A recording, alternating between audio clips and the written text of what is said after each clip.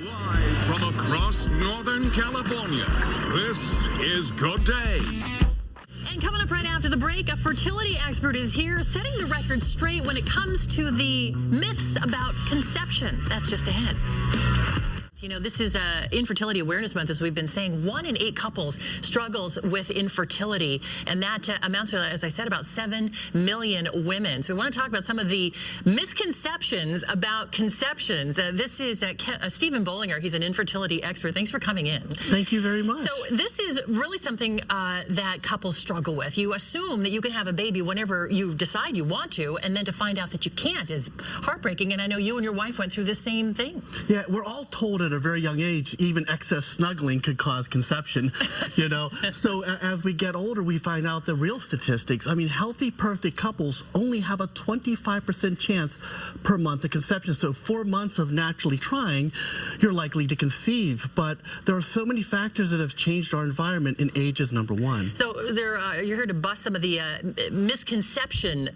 conceptions about conception. Probably everybody can think of at least one thing they've heard in their life about what a woman needs to do to get pregnant. So we're going to go through a couple of these for everybody. Sure. All right, let me start with number 1. I chose 4. I couldn't get to all 8 of them, but number 1, if my partner has either fathered a child or given my girlfriend or wife has given birth before, they can't have fertility issues now, but that's not true. That is not true at all. In fact, as we age, it changes. Healthy females have, again, 25% chance when they're young. By the time they hit 30, they go down to a 15% chance. At 30? 35, 10, and by the time they hit 40, they have a 5% chance per month of conception. Holy cow. I had no idea that it dropped off that quickly. So, and the male has impact on that as well. Wow. All right. Another myth number 2, if we have sex at a certain time or in a certain position, we can control whether we have a boy or a girl. Right. What a great opportunity that would be, right? Right.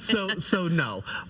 You know, sperm are different in size. They have different motility, but in the end, it really doesn't matter. You don't have to stand on your head for a certain event. Goodness. It's 50-50. Good luck. How about this one? All right, are you ready for this one? We need to have sex every day. Yeah, wouldn't that be fun, right? So the challenge to that myth is, number 1 is, if you have sex too much, the sperm count gets lower. If you have sperm too little, the male sperm actually loses some of its motility. So every other day, whatever it is, 5 days prior to your ovulation cycle is usually the best time to be trying. And one more, that if a woman raises her hips after sex, that will help things get to where they need to go to increase the chance of impregnation. We all want to get the sperm closer to the egg. Technology out there can actually do that, like the Stork.